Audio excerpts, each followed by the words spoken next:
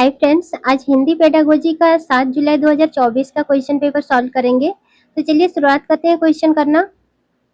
पहला क्वेश्चन है, भाषा अर्जन केवल तभी घटित होता है जब पहला, बच्चों को भाषा का परिवेश दिया जाए। दूसरा, बच्चों को व्याकरण के नियम सिखाया जाए। तीसरा, बच्चों को अनुवाद करने का अभ्यास करवाया जाए। चौथा, बच्चों को पठन के अवसर दिए जाए। तो इसका सही आंसर हो जाएगा पहला, बच्चों को भाषा का परिवेश दिया जाए, क्योंकि बच्चे अपने आसपास के परिवेश से जल्दी सीखते हैं। नेक्स्ट क्वेश्चन है, निम्नलिखित में से कौन सा कथन पाठ्यपुस्तक के बारे में सही है? पहला, पाठ्यपुस्तक का स्थान कोई दूसरा नहीं ले सकता। दूसरा, पाठ्यपुस्तक अध्यापक और विद्यार्थी के लिए एकमात्र महत्वपूर्ण सामग्री है। तीसरा, यह पाठ्याचार्य में उल्लिखित उद्देश्यों को प्राप्त करने में सहायता करती है। चौथा, ये सत्र के लिए शैक्षिक गतिविधियों की योजना है। इसका सही आंसर हो जाएगा तीसरा, यह पाठ्याचार्य में उल्लिखित उद्देश्यों को प्राप्त करने में सहायता करती है। नेक्स्ट क्वेश्चन है, किसी पाठ्य सामग्री से विशिष्ट सूचना निकालने के उद्देश्य से गहन पूर्वक या गहराई से उस पाठ्य सामग्री को पढ़ने का कौशल खाली स्थान बोध है। पहला, मूल्यांकन पारक। दूसरा, स्थानीय। तीसरा, वैश्विक। चौथा, निष्कासात्मक।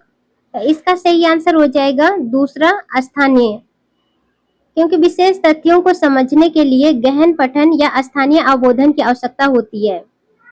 नेक्स्ट क्वेश्चन है, व्याकरण पढ़ाने का निगमनात्मक उपागम अनुशंसा करता है कि हमें सबसे पहले खाली स्थान पहला, ड्रिल के माध्यम से अभ्यास करवाना चाहिए। दूसरा, उदाहरण प्रस्तुत करने चाहिए।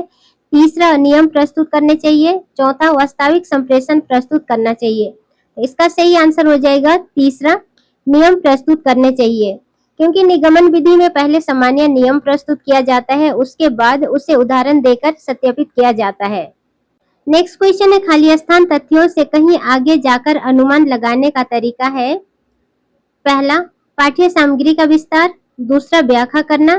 तीसरा, विश्लेषण करना। चौथा, निष्कर्ष निकालना। तो इसका सही आंसर हो जाएगा पहला, पाठ्य सामग्री का विस्तार।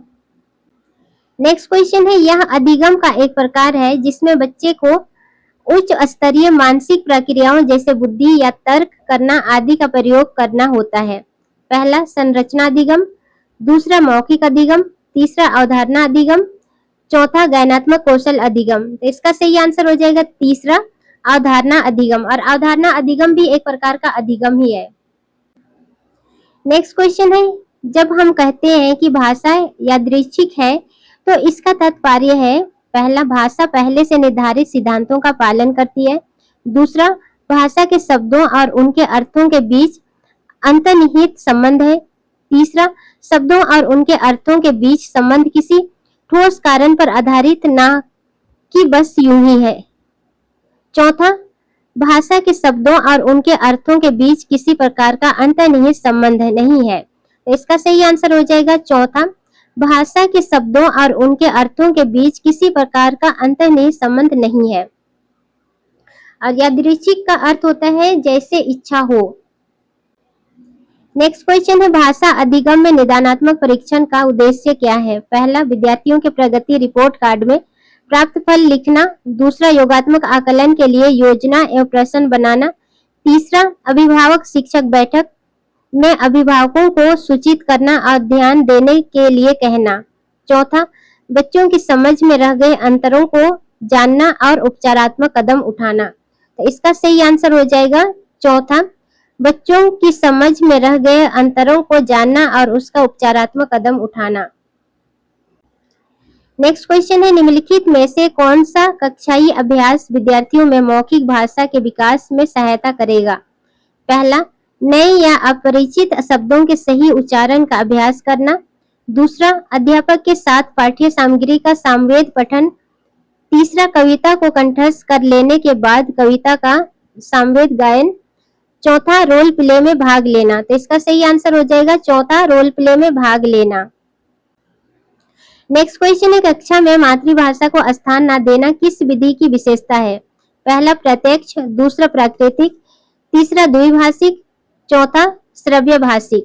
तो इसका सही आंसर हो जाएगा पहला, प्रत्यक्ष। प्रत्यक्ष विधि में श्रव्य दृश्य सामग्री का प्रयोग किया जाता है।